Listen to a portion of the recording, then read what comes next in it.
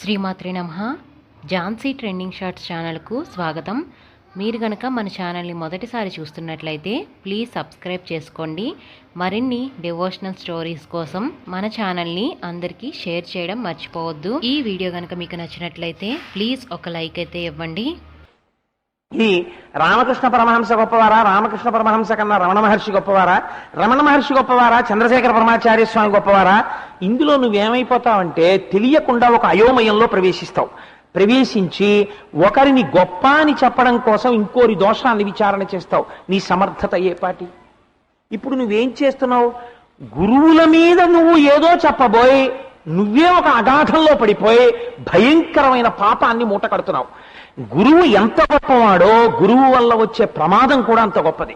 ఎందుకో తెలుసా అండి? నేను ఒక విషయాన్ని మీకు నిర్దాక్షిణ్యంగా చెప్తాను. సమర్థుడు కాని గురువు చేతిలో పడిన శిష్యుడి జన్మ నాశనం అయిపోతుంది. ఒకటి. రెండు, గురువు పొరపాట్న గురువు పట్ల నింద చేశారనుకోండి, ఏమైపోతుందో తెలుసా అండి? దాన్ని ఈశ్వరుడు కూడా ఇంకా తీయలేడు. గురువు పట్ల చేసినటువంటి నింద ఎంత దారుణమైపోతుందంటే కొన్ని కోట్ల జన్మల పాటు దాన్ని అనుభవించవలసినదే. దాని నుంచి తీయగలిగిన వాడు ఎవ్వరూ ఉండరు. అందుకే మనకి శాస్త్రంలో పెద్ద పెద్ద దోషాలు ఏవి అంటే మూడే చెప్తారు.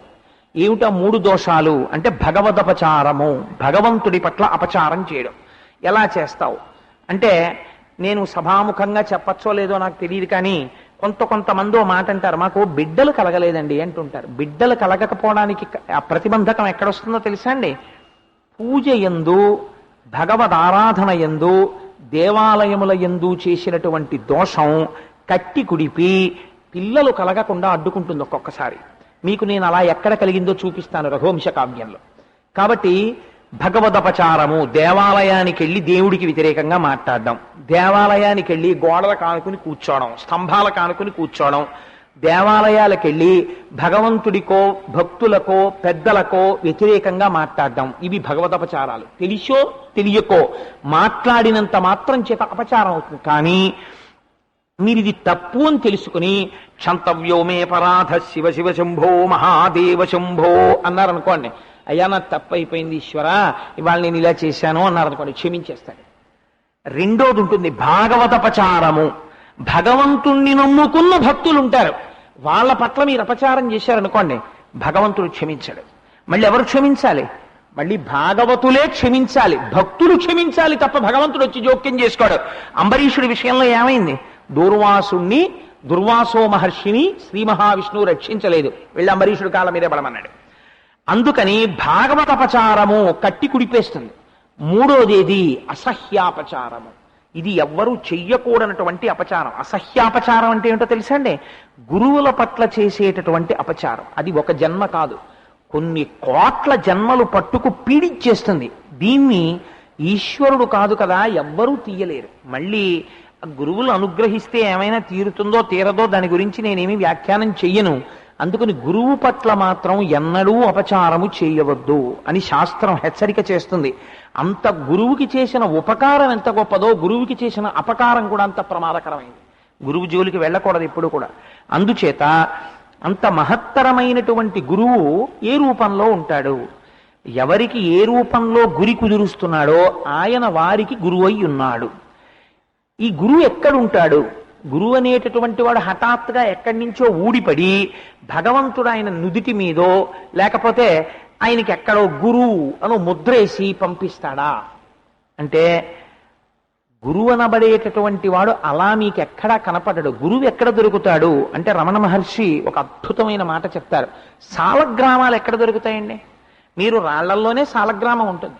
రాళ్లల్లోనే ఉన్నటువంటి సాలగ్రామాన్ని పట్టుకోవడానికి రాళ్లన్నీ ఇలా ఇలా ఇలా ఇలా తీసేస్తే సాలగ్రామం దొరుకుతుంది. ఇప్పుడు ఈ రాళ్లల్లో దొరికిన సాలగ్రామాన్ని ఏం చేస్తారు? తీసుకొచ్చి అభిషేకం చేస్తారు. గురువు ఎక్కడుంటాడు? మీలాగే సంసార మండలంలోనే ఉంటాడు, ఏమీ తెలియని వెళ్ళాగా. కానీ మీరు జాగ్రత్తగా పరిశీలన చేసి చూస్తే మీ మనస్సు ఎవరి వాక్కనబడేటటువంటి అగ్నిహోత్రము చేత భగవంతుడి వైపుకి తిరిగేటట్టుగా ఉపకరిస్తోందో ఆయన గురువై ఉన్నాడు. కాబట్టి ఇప్పుడు గురువు ఎక్కడున్నాడు? రాళ్లల్లో సాలగ్రామం ఉన్నట్టే మీతో కలిసే గురువు ఉన్నాడు. కాబట్టి ఎవరికి ఎవరు గురువు? ఎంతమంది గురువుల పేర్లు నువ్వు చెప్తావు? చెప్పలేవు. కాబట్టి ఇప్పుడు ఎవరా గురువు అంటే ఆ గురువు ఎవరికి ఎవరు గురువో నువ్వేం చెప్పగలవు, నువ్వు చెప్పలేవు. కాబట్టి ఒక్కటే మాట చెప్పేస్తారంతే. సదాశివ సమారంభాం శంకరాచార్య మధ్యమాం అస్మదాచార్య పర్యంతాం వందే గురు పరంపరాం. పరంపరాగతంగా ఇలా వెళ్ళిపోతున్నటువంటి ఈ గురువులలో మొదటి వాణ్ణి చెప్పగలను, మధ్యలో వాణ్ణి చెప్పగలను, ఇప్పటి వరకు నా కంటికి కనపడి నాకు గురి కుదిర్చినటువంటి వాణ్ణి చెప్పగలను తప్ప మధ్యలో ఎవరెవరున్నారు, ఎంతమంది ఉన్నారు నీ చెప్పలేను, నా వల్ల కాదది. అందుకని కాబట్టి గురు చరిత్ర, చరిత్ర అంటే వెనక్కి వెళ్ళుట. చరిత్ర అంటే ఏమంటే మీ చరిత్ర ఏమిటండి అని అడిగారు అనుకోండి, ఏం చెప్పాలి? మీ వెనక విషయాలు చెప్పాలి. వెనక్కి వెళ్ళండి. గురువుల చరిత్రకి వెనక్కి వెడితే మీరు ఎక్కడ ప్రారంభం అవుతుంది గురువు యొక్క చరిత్ర? భగవంతుడి దగ్గర ప్రారంభం అవుతుంది. భగవంతుడే గురువుగా రావడం ప్రారంభం చేస్తాడు. భగవంతుడు ఒకటి బాగా జ్ఞాపకం పెట్టుకోండి, పరమేశ్వరుడు రాక్షస సంహారం చెయ్యడం కోసం వచ్చేటటువంటి అవతారం చాలా తేలికైనటువంటి అవతారం. రాక్షస సంహారం చేసి వెళ్ళిపోతాడు ఆయన. కానీ ఆయన చాలా కష్టపడవలసి వచ్చేటటువంటి అవతారం ఏదో తెలుసా అండి? గురువుగా వచ్చినప్పుడే. ఎందుకంటే ఒకరు కాదు, ఇద్దరు కాదు, కొన్ని కోట్ల మందిని తరింప చెయ్యాలి ఆ అవతారంలో. పైగా ఆయన చెప్పిన మాటలు కొన్ని తరాలు తరాలు తరాలు వరకు అవి ఆణిముత్యాలై వారిని ఉద్ధరించగలిగేవై ఉండాలి. అలాంటి మాటలు చెప్పగలుగుతాడు గురువు. కాబట్టి గురువు కారణజన్ముడు. కాబట్టి అటువంటి గురువు భగవంతుని నుంచే ప్రారంభం అవుతుంది. చరిత్ర వెనక్కి వెడితే భగవంతుడే గురువుగా ఆవిర్భవిస్తాడు. ఆవిర్భవించి నీ కంటికి ఈ రోజున కనపడుతున్న గురువు వరకు ఆ పరంపర కొనసాగుతూనే ఉన్నది. మీ వంశం ఎక్కడ ప్రారంభమైంది అని అడిగారు అనుకోండి, ఏమంటే మీ వంశ చరిత్ర చెప్పండి అని నన్ను అడిగారు అనుకోండి. ఒక ఉదాహరణకు చెప్తున్నాను, నేనేం చెప్పాలి? ఏమండి మాది ఆత్రేయస గోత్రం, కాబట్టి మేము ఆత్రేయులం, కాబట్టి మేము అత్రి మహర్షి మా సంతానానికి మొట్టమొదటి వాడు. అత్రి మహర్షి యొక్క సంతానంతో మా వంశము ప్రారంభమైంది. ఇప్పుడు మధ్యలో ఎవరిని చెప్పాలి? అత్రి మహర్షి దగ్గర నుంచి నాకు జ్ఞాపకం ఉంటారా? మా తాతలు ముత్తాతలు ముత్తాతలు ముత్తాతలు ఎంతమంది ఉన్నారో వాళ్ళందరూ నాకు జ్ఞాపకమా? కాబట్టి ఏం చెప్తాను, వంశంలో మళ్ళీ అత్రి మహర్షి తర్వాత అంతగా మా వంశానికి పేరు ప్రఖ్యాతులు తెచ్చినటువంటి ఒక మహాపురుషుడు ఒక ఆయన ఉంటాడు. ఇప్పుడు నేను చెప్తే సోత్కర్ష అవుతాయి, అందుకని ఆయన పేరు చెప్తాం. మా వంశంలో ఫలానా మహానుభావుడు జన్మించాడండి. ఆయన శరీరాన్ని విడిచిపెట్టేస్తున్నానని తెలిసి గుండెపోటు వచ్చి ఒళ్ళంతా చెమటలు పడుతుంటే, నేను వెళ్లే సమయం ఆసన్నం అయిపోయింది, ఎవరు కంగారు పడకండి అని చెప్పి దక్షిణాభిముఖుడై గబగబా నూతి దగ్గరికి వెళ్ళి స్నానం చేసి వచ్చేసి, మీరెవ్వరూ బెంగ పెట్టుకోకండి అని భార్యని పిలిచి చెప్పి ఆయన ఒక్కడే కూర్చుని పంచాక్షరీ మహామంత్ర జపం చేసుకుంటూ కూర్చున్నవాడు కూర్చున్నట్టు పద్మాసనంతోనే వెళ్ళిపోయారు. పరమ తేజోమూర్తిగా ఆయన వెళ్ళిపోతే ఆయన్ని అలాగే పద్మాసనంలోనే కూర్చోబెట్టి తీసుకుని వెళ్ళిపోయారు రుద్రభూమికి. అటువంటి వారు మా వంశంలో ఫలానా వారు ఉన్నారు. సదాశివ సమారంభం అలా అత్రి మహర్షితో ప్రారంభమై అటువంటి మహాపురుషులతో ఇవాళ అటువంటి వంశానికి నేను గౌరవం తెచ్చానో లేదో నాకు తెలియదు, కానీ అటువంటి వంశంలో పుట్టి నేను కృతార్థుడనైనాను అని నా వరకు వంశ చరిత్ర చెప్పుకుంటాం. అలా గురువుల యొక్క చరిత్ర కూడా వస్తోంది. నాది ఆత్రేయస గోత్రం, మీరెందరో గోత్రీకులు ఉండొచ్చు, మీ అందరికీ గోత్రానికి ఋషులు ఉంటారు, ప్రతి గోత్రానికి ఋషులు ఉంటారు, ప్రతి గోత్రానికి వంశ చరిత్ర ఉంటుంది. అలా ప్రతి వారికి కూడా గురువుకి పరంపరాగతమైనటువంటి చరిత్ర ఉంటుంది. ఇది ఎక్కడ ప్రారంభమైంది? భగవంతుడి దగ్గరే ప్రారంభమైంది. మధ్యలో మహానుభావుడు ఉన్నాడు. కాబట్టి గురువు అనేటటువంటిది ఒక నామవాచకమా, ఒక పేరా? కాదు, సర్వనామము. అది ఎవరు గురుత్వాన్ని పొందితే వాళ్ళ పేరు పక్కగా గురు శబ్దం వెళ్ళిపోతుంది. ఇప్పుడు మీరు గమ్మత్తు చూడండి, గురువు అటువంటి వాడైతే మరి గురువుకి పేరు ముందు శ్రీకారం ఎందుకు పెట్టారండి? సుబ్బారావు గారు టాపిక్ ఇచ్చేటప్పుడు ఏం నాకు సామాన్యంగా ఇచ్చారా? శ్రీ గురు చరిత్ర చెప్పు అన్నారు. శ్రీ గురు చరిత్ర. ఇప్పుడు నేను గురు శబ్దం గురించి ఏదో కొంత లఘువుగా వ్యాఖ్యానం చేశాను. చరిత్ర అంటే వెనక్కి వెడితే భగవంతుడి దగ్గర ప్రారంభము అన్నాను. దాని పరంపర కొన్ని మాటలు చెప్పాను. శ్రీకారానికి అర్థం ఏమిటి? శ్రీ గురు చరిత్ర ఏమిటండి? శ్రీ గురువు అంటే ఎవరా శ్రీ గురువు? అంటే శ్రీ అన్న 3 అక్షరాలు ఎందుకు వేశామో నువ్వు బాగా జ్ఞాపకం పెట్టుకో అన్నారు. గురువుకి ముందు శ్రీకారం ఎందుకు పెట్టారో తెలుసా అండి? శ్రీ అంటే మాయాశక్తి అని పేరు శాస్త్రంలో. మాయాశక్తికి స్వరూపమే గురువు ఎప్పుడూ ఒక చెట్టు కింద కూర్చున్నట్టు చూపిస్తారు. అందుకే మీరు చూడండి, శంకరాచార్యుల వారి ఫోటో మీరు చూస్తే శంకర భగవత్పాదులు ఏదో ఒక మంచి డ్రాయింగ్ రూమ్ లో కూర్చున్నట్టుగా ఎప్పుడు ఫోటో ఉండదు. శంకర భగవత్పాదులు కూర్చుంటే ఒక పులితోలు మీద పక్కన ఒక నది ప్రవహిస్తూ ఉంటే ఒక పెద్ద వటవృక్షం కిందో మామిడి చెట్టు కిందో కూర్చుని ఉంటారు. మీరు దక్షిణామూర్తిని చూస్తే దక్షిణామూర్తి కూడా ఒక పెద్ద వటవృక్షం కింద కూర్చుని ఉంటారు. చిత్రం వటతరోర్మూలే వృద్ధా శిష్యా గురుర్యువా గురోస్తు మౌనం వ్యాఖ్యానం శిష్యాస్తు చిన్న సంశయా. దత్తాత్రేయ స్వామి వారిని చూస్తే వారు కూడా ఊడలు దిగిపోయినటువంటి ఒక పెద్ద వృక్షం కింద కూర్చుని ఉంటారు. లేదా దత్తాత్రేయ చరిత్రలో వారు మామిడి చెట్టు కింద కూర్చున్నారు అని ఒక చోట చెప్పబడింది. ఒక చెట్టు కింద కూర్చుంటారు.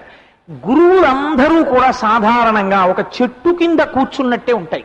పైగా మీరు చూడండి, గురువులు వీరాసనంతో ఉంటారు. ఎంత విచిత్రంగా ఉంటుందంటే అది వీరాసనము అంటే కుడికాలి తొడ మీద ఎడమ పాదాన్ని పెట్టుకుని కూర్చుంటారు. ఎడమ పాదం పెట్టు కూర్చుంటే దాన్ని వీరాసనము అని పిలుస్తారు. వైదేహీ సహితం సురద్రుమతలే హైమే మహామండపే మధ్యే పుష్పకమాసనే మణిమయే వీరాసనే సుస్థితం అగ్రే వాచయతి ప్రభంజన సుతే తత్వం మునిభ్య పరం వ్యాఖ్యాంతం భరతాదిభి పరివృతం రామం భజే శ్యామలం అంటారు. రామచంద్రమూర్తి కూడా వీరాసనం వేసు కూర్చుని తత్వాన్ని ఉపదేశం చేశారు. ఆ వీరాసనం వేసు కూర్చుంటారు. ఎందుకండి ఇలా చెట్టు కింద కూర్చోవడం గురువుగారికి ఎవరో ఇంట్లో తీసుకెళ్లి కూర్చోపెట్టరా అంటే, చెట్టు కింద కూర్చోవడం అన్న దాని వెనకాతలే శ్రీకారానికి అర్థం. శ్రీ అంటే చెట్టు. చెట్టు దేనికి ప్రతీకో తెలుసా అండి? భగవంతుని యొక్క మాయాశక్తికి ప్రతీక. భగవంతుని యొక్క మాయా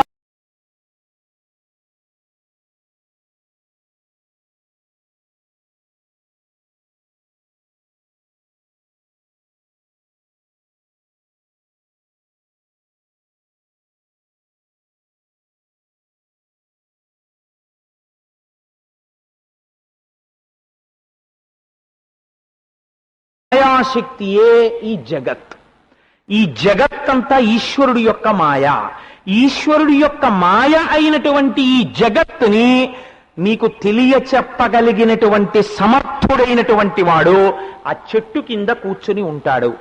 అందుకని మాయని తరింపచేయగలిగిన వాడెవరో, మాయని దాటించగలిగిన వాడెవరో, ఎవడు మీకు తత్వోపదేశము చెయ్యగలరో అటువంటి వాడు శ్రీ మాయాశక్తిని దాటిస్తాడు. కాబట్టి శ్రీ గురు కాదు, ఇది ఒక అర్థం. శ్రీ గురు అని ఎందుకంటారో తెలుసా అండి? శ్రీ అనడంలో శకార రకార ఈకారములు ఉంటాయి. ఈ శకార రకార ఈకారముల చేత 3 అక్షరములతో 3 రకములైనటువంటి అర్థములు ప్రతిపాదింపబడతాయి. అందుకని శ్రీ గురు అని పిలుస్తారు.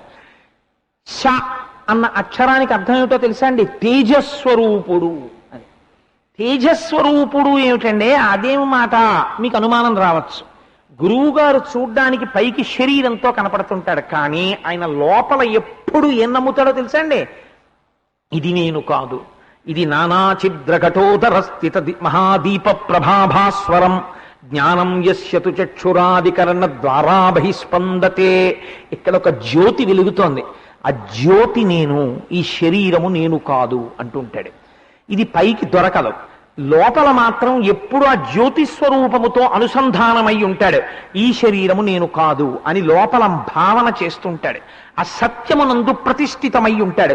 ఇలా ఉన్నవాడెవరో ఆయన తేజస్వరూపుడు. ఇప్పుడు ఆయన తేజస్వరూపుడై ఉన్నాడు, మనకేమిటి ఉపయోగం దానివల్ల అంటే, తేజస్వరూపుడైనటువంటి గురువు తన శిష్యులకి చేసేటటువంటి ఉపకారం ఒకటి ఉంటుంది. అందుకని అలా కూర్చోబెట్టి ఫోటో ఇంట్లో పెట్టుకుంటారు. ఎందుకు గురువు యొక్క స్వరూపాన్ని అలా ఇంట్లో పెడతారో తెలుసా అండి? ఆ శ్రీ గురు శకారముతో ఉన్నాడు, తేజోరూపుడై ఉన్నాడు, పైకి అలా కనపడుతున్నాడు. 6 భుజాలతోటి ఏదో 4 కుక్కల్ని వెంటేసుకుని వెనకాల ఆవుని పెట్టుకుని జటాజూటం కట్టుకుని అందులోంచి తొంగి చూస్తున్న పావును దాన్ని పెట్టుకుని శంఖచక్ర గదా పద్మాలు పట్టుకుని త్రిశూలం పట్టుకుని కమండలం పట్టుకుని ఉన్నాడు. మళ్ళీ అలాగే ఉండడానికి ఒక రహస్యం ఉంది, అది తర్వాత చెప్తాను మీకు. దత్తాత్రేయుల వారు అయితే అలాగే ఉంటారు, మిగిలిన స్వరూపాలు మళ్ళీ ఇంకో రకంగా ఉంటాయి. ఇలా ఉండేటప్పుడు ఇలా కూర్చున్నటువంటి వాడు తేజస్వరూపుడై ఉన్నాడు అనుకోండి, మీకేమిటి కలిసి వస్తుంది దానివల్ల అని నేను అడిగాను అనుకోండి. తేజస్వరూపుడైనటువంటి వాడు మీకు చేసేటటువంటి మహోపకారం ఒకటి ఉన్నది. ఏమిటి చేస్తాడు అంటే మీలో ఉండేటటువంటి కల్మషాన్ని కడిగేస్తాడు ఆయన. మీలో ఉండేటటువంటి దుఃఖాన్ని తీసేస్తాడు, మీకు జ్ఞానాన్ని ప్రసరింపచేస్తాడు. అది ఎలా చేస్తాడు అని మీకు అనుమానం రావచ్చు. నేను మీకు ఒక ఉదాహరణ చెప్పేటటువంటి ప్రయత్నం చేస్తాను. ఆయన ఎంత క్షమాబుద్ధితో ఉంటాడో. తన గురువు అనేటటువంటి వాడికి ఔదార్యం ఉండాలండి. గురువు ఒక ఎక్స్ట్రీమ్ ఎండ్ భగవత్తత్వాన్ని తెలుసుకుని ఆత్మస్వరూపిగా నిలబడిపోయాడు. ఈ కిందనున్న వాళ్ళందరూ ఎవరండి? పరమ అజ్ఞానంతో సంసార లంపటమునందున్నవారు. అటువంటి వాడు ఇటువంటి వాళ్ళని చూసి ఏమనాలి? ఇచ్చి ఏంట్రా వీళ్ళ అజ్ఞానంతో ఎప్పుడు ఈ సంసారంతో కొట్టుమిట్టాడుతుంటారు, దిక్కుమాల శరీరాలు పట్టుకుని నేనంటారు అనాలి. అలా అస్తమానం గురువు విసుక్కున్నాడు అనుకోండి, ఇంకా అసలు శిష్యులు గురువు దగ్గరికి ఎలా చేరుతారు నాకు చెప్పండి. గురువు ఔదార్యం అంటే ఏమిటో తెలుసా అండి? గురువు కిందకి దిగడము చేత ఔదార్యము. గురువు తన స్థితి వేరు. శిష్యుడు అడిగేటటువంటి ప్రశ్నలకి అసహ్యం వేయాలి గురువు గారికి, కానీ అసహ్యించుకోడు. అసహ్యించుకోకుండా తను జవాబు చెప్తాడు. జవాబు చెప్పేటప్పుడు గురువులకు ఉండవలసినటువంటి ఒక గొప్ప లక్షణాన్ని చెప్తుంది శాస్త్రం. కేవల తత్వ ప్రతిపాదనమే మీరు చేశారనుకోండి, ఆ తత్వ ప్రతిపాదనము సభయందు అందరూ అందుకోలేరు. ఇందుచేత తత్వము చాలా కష్టం, అది అందుకోలేరు. కాబట్టి గురువుకున్న గొప్పతనం, గురువు కిందకి దిగడంలో ఉన్న గొప్పతనం. వ్యాసుడు చేతకాక కథలు చెప్పలేదు, లేకపోతే శుకుడు చేతకాక భాగవతంలో కథలు చెప్పలేదు, లేకపోతే శంకర భగవత్పాదులంతటి వారు చేతకాక ఉపమానాలు చెప్పలేదు, రామకృష్ణ పరమహంస చేతకాక చిన్న కథలు చెప్పలేదు. ఎందుకు చెప్తారో తెలుసా అండి? మందుని మందుగా వేస్తే పుచ్చుకోవడానికి ఇష్టపడడు. అందుకని దాంట్లో కొంచెం తీపితనం కలిపారనుకోండి, వాడు పుచ్చుకోవడానికి బాగుందని పుచ్చుకుంటాడు, దగ్గుతుంది. అందుకని ఇచ్చేటటువంటి గురువు చిన్న కథ చెప్పి కథ ముందు పట్టుకుంటుంది మనస్సుని. ఈ తర్వాత అందులో ఉన్నటువంటి మహత్తరమైన విషయాన్ని చెప్పారనుకోండి, మీ మనస్సు తత్వాన్ని పట్టుకుని ఉండడం కష్టం, కథని తొందరగా పట్టుకుంటుంది. ఎందుకంటే దాని మనస్సు స్థాయి అంతే. ముందు కథని పట్టుకుని తర్వాత తత్వ పరిశీలనం చేయడం మొదలెట్టింది అనుకోండి, చాలా బాగా అంటుకుంటుంది. అలా కాలేదనుకోండి, మీకు ఆ తత్వం పట్టుకున్నట్టు పట్టుకుని జారిపోతుంది. అది మీకు అనుభవంలోకి రాదు, లోపల నిలబడదు. అది చాలా కష్టమైపోయి నిలబడడంలో చాలా ఖేదాన్ని పొందేస్తుంది. అందుకు ఏం చేస్తారు? కథతో కలుపుతారు. మీకు నేను ఒక ఉదాహరణ చెప్తాను. నాకు ఉదాహరణ అనేటప్పటికీ జ్ఞాపకానికి వచ్చేవారు ఎవరంటే మహానుభావుడు రమణ మహర్షి. వారిని వీరిని ఎందుకు తీసుకోవాలి? వారికన్నా గొప్ప గురుస్వరూపమే ఉంటుందండి ఇంకా. అందుకని నేను రమణ మహర్షిని ఉదాహరణగా తీసుకుంటాను. ఒకసారి భగవాన్ రమణులు కూర్చుని ఉన్నారు హాల్లో. వారికి వారి శరీరమునకు, వారికి అన్న మాట వాడడం సాహసం, వారి శరీరమునకు ఒక రుగ్మత వచ్చింది వృద్ధాప్యంలో. ఏమిటా రుగ్మత అంటే, వారు కాళ్ళు కానీ కొంతసేపు మడత వేసి కూర్చుంటే ఆ తర్వాత వారు కొన్ని గంటల పాటు వారి శరీరం బాధ పెట్టేది. ఎందుకనంటే దాన్ని చాపలేరు వారు, అవి చాలా నొప్పులు చేసేస్తాయి. ఆ కాళ్ళన్నీ పట్టాలి. అందుకని అలా పడితే తప్ప మళ్ళీ ఆ కాళ్ళు నొప్పులు తీరవు. అందుకని వారు కాళ్ళు చాపు కూర్చునేవారు. మీరు ఇప్పటికీ చూడండి, మెడిటేషన్ అంటే ధ్యానము చేసేటటువంటి వాడు ఒక ఆసనం వేసుకుని కూర్చుంటాడు. రమణ మహర్షి ఆశ్రమంలో అరుణాచలంలో మెడిటేషన్ హాల్లో సోఫాలో కాళ్ళు చాపుకి కూర్చున్న రమణ మహర్షి ఫోటో ఉంటుంది. మెడిటేషన్ చేశామంటారు. అసలు అలా ఆయన ఎలా కూర్చుంటే అది మెడిటేషన్ హాల్ అయిందని అడగగలిగిన వాడు ఎవడున్నాడో వాడికి మెడిటేషన్ స్టార్ట్ అయినట్టు. ఎందువల్ల మరి కాళ్ళు చాపు కూర్చోవడం ఏమిటండి అంటే, ఆయన ఒకసారి అలా కాళ్ళు చాపు కూర్చుని ఉంటే ఎక్కడి నుంచో ఒక ఫారినర్ ఒక ఆవిడ వచ్చింది, ఒక విదేశస్తురాలు. ఆవిడ ఏదో కొంచెం బిగుతుగా ఉండే దుస్తులు వేసుకుని వచ్చింది. ఆవిడికి కాళ్ళు రెండు దగ్గర పెట్టుకుని పద్మాసనమో లేకపోతే బాసం పెట్టేలాగా వేసి కూర్చోవడం ఆవిడికి తెలియదు. పాపం తెలియక ఆవిడ కాళ్ళు రమణ మహర్షి వైపుకి చాపి కూర్చుంటే ఆశ్రమంలో ఉండేటటువంటి అంత్యవాసులు కొంతమంది ఉన్నారు. ఆయన చూసి, అయ్యో అలా భగవాన్ వైపు కాళ్ళు చాపేమిటమ్మా, అలా కాళ్ళు చాపకూడదు, భగవాన్ వైపు కాళ్ళు ముడుచుకో అన్నారు. అంటే ఆవిడికి చేత కాదు పాపం. అలాగే ఆవిడ వేసుకున్న దుస్తుల రీత్యా కూడా కాళ్ళు ముడుచుకోవడం అంత సులభ సాధ్యం కాదు. అయినా ఆవిడ ఏదో క్లేశపడి కాళ్ళు ముడుచుకుంటుంటే రమణ మహర్షి అన్నారు, అయ్యో వారిని ఎందుకు అలా ఇబ్బంది పెడతారు, ఇప్పుడు ఏమైంది నా వైపు కాళ్ళు చాపితే, వారిని అలా చాపుకోనివ్వండి అన్నారు. వాళ్ళు వినలేదు ఆశ్రమంలో. వాళ్ళు కీలిరిగి వాత పెట్టడం అంటే గురువుకు ఉండేటటువంటి లక్షణం. అందుకే గురువు పెట్టిన వాత అంత తొందరగా మాసిపోదు, మనసుకు అంటుకుని ఉంటుంది బాగా. అలా పెట్టి తీరాలండి. గురువు అలా నేను మాట్లాడితే ఇబ్బంది వస్తుందేమో అని భయపడకూడదు. అవతల వారిని ఉద్ధరించడం ప్రయోజనంగా పెట్టుకుని మాట్లాడాలి గురువు, లేకపోతే తన గురుత్వం నుంచి జారిపోయినట్టు గురువు. కాబట్టి ఆ స్థాయికి ఆవిడ మాట్లాడారు, వెళ్ళిపోయారు. వెళ్ళిపోయిన తర్వాత మరునాడు రమణ మహర్షి కాళ్ళు చాపు కూర్చుని ఉంటే ఆయనకి తెలుసు రమణ మహర్షి కాళ్ళు ముడుచు కూర్చోలేరని. ఈ అంతేవాసిని నన్ను ఎవరైతే విదేశస్తురాల్ని కాళ్ళు ముడుచుకోమన్నాడో ఆయన మళ్ళీ లోపలికి వస్తున్నాడు.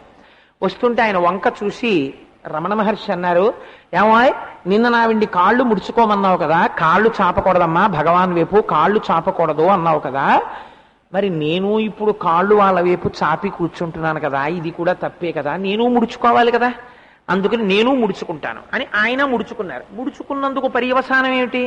కాళ్ళు విపరీతమైన పోట్లు వచ్చేసి కాళ్ళు ఇలా ఒత్తుకుంటూనే ఉన్నారు ఆయన. దీనికి ఎవరు కారకుడు? ఇప్పుడు ఆయనకి పశ్చాత్తాపం కలిగింది. అయ్యో అనవసరంగా అన్న, నేనేమో కాళ్ళు ముడుచుకున్నారు, కాళ్ళు ముడుచుకోవడం వల్ల కాళ్ళు నొప్పులు వచ్చాయి, ఈయనేమో కాళ్ళు పట్టుకుంటున్నారు అని ఆయన అన్నారు. ఏమిటో ఎన్ని మాటలు విన్నా అదే అజ్ఞానం. ఎంత చిత్రంగా ఉంటుందో తెలుసా అండి. ఆ అజ్ఞానానికి హద్దుండదు అసలు.